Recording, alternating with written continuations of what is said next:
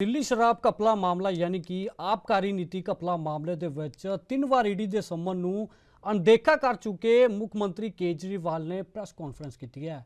ਉਹਨਾਂ ਕਿਹਾ ਕਿ ਫਰਜ਼ੀ ਕੇਸਾਂ ਦੇ ਵਿੱਚ ਆਪ ਦੇ ਨੇਤਾਵਾਂ ਨੂੰ ਜੇਲ੍ਹ ਦੇ ਵਿੱਚ ਡੱਕਿਆ ਹੋਇਆ ਹੈ ਤੇ ਕਿਸੇ ਖਿਲਾਫ ਕੋਈ ਸਬੂਤ ਨਹੀਂ ਹੈ ਤੇ ਹੁਣ ਭਾਜਪਾ ਜਿਹੜਾ ਕਿ ਮੈਨੂੰ ਗ੍ਰਿਫਤਾਰ ਕਰਨਾ ਚਾਹੁੰਦੀ ਹੈ।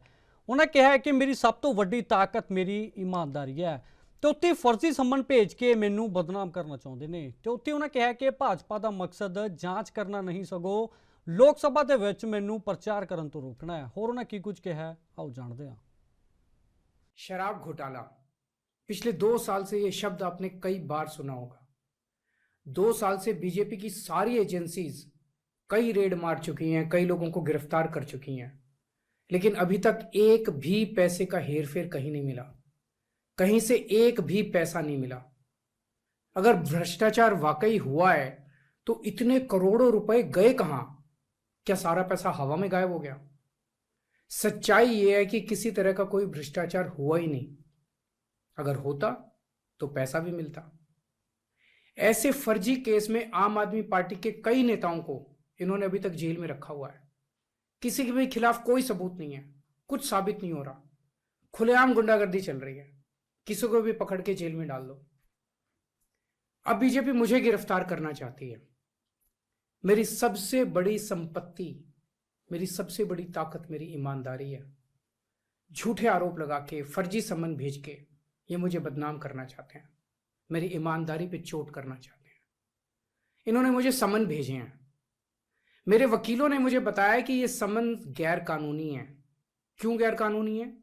ये मैंने इनको विस्तार से लिख के भेजा है।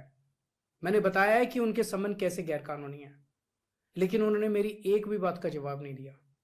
इसका मतलब उनके पास मेरी बातों का जवाब नहीं है। इसका मतलब वे भी मानते हैं कि उनका नोटिस गैर कानूनी है। क्या मुझे एक गैर कानूनी सम्मन का पालन करना चाहिए? अगर कानूनी रूप से सही सम्मन आएगा तो मैं पूरा सहयोग करूंगा। बीजेपी का मकसद जांच करना तो है ही नहीं। इनका मकसद तो लोकसभा चुनाव में मुझे प्रचार करने से रोकना है। ठीक लोकसभा चुनाव के पहले इन्होंने मुझे सम्मन भेजा है। क्यों?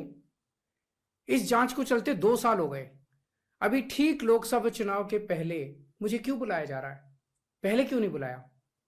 सीबीआई ने मेरे को 8 महीने पहले बुलाया था, मैं सीबीआई में गया था, उनके सारे जवाब भी दिए थे। लेकिन अब ये लोग ठीक लोकसभा चुनाव के 2 महीने पहले मुझे बुला रहे हैं। तो बीजेपी का मकसद कोई पूछताछ करना थोड़ी है। इनका मकसद है पूछताछ के बहाने केजरीवाल को बुला लो और उसे गिरफ्तार कर लो ताकि मैं लोकसभा चुनाव में प्रचार ना कर पाऊं।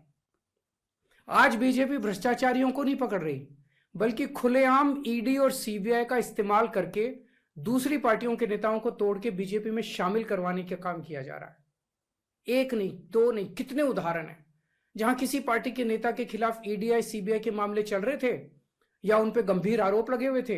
जैसे ही वो नेता बीजेपी में शामिल हुए, उनके सारे पुराने मामले बंद कर दिए गए या ठंडे बस्ते में डाल दिए गए। तो जो इनकी पार्टी ज्वाइन कर लेता है उसके सारे मामले रफा दफा कर दिए जाते हैं। जो इनकी पार्टी में नहीं जाता वो जेल जाता है। आज मनीष सिसोदिया, संजय सिंह और विजय नायर इसलिए जेल में नहीं है कि उन्होंने भ्रष्टाचार किया है, वो इसलिए जेल में है क्योंकि उन्होंने बीजेपी में शामिल होने से इंकार कर दिया है। आज हम बीजेपी का मुकाबला क्यों कर पा रहे हैं? क्योंकि हमने कोई भ्रष्टाचार नहीं किया। अगर हमने जरा सा भी गलत काम किया होता तो दूसरे भ्रष्टाचारी नेताओं की तरह आज भी हम बीजेपी में शामिल हो चुके आज तो होते आज तक। इस तरह देश के ईमानदार नेताओं को जेल में डाल के और भ्रष्टाचारियों को अपनी पार्टी में शामिल करवा के ऐसे तो देश आगे नहीं बढ़ सकता। ये क्या चल रहा है? ये जो कुछ भी चल रहा है बहुत खतरनाक है। ये हमारे जनतंत्र के लिए बहुत गलत है। इसे रोकना होगा। मैं हमेशा देश के लिए लड़ा हूं। मेरा तन मन धन देश के लिए है। मेरी एक एक सांस देश के लिए है। मेरी खून की एक एक बूंद देश के लिए है। मेरे शरीर का एक एक कतरा देश के लिए समर्पित है। हमें मिलकर देश को बचाना है।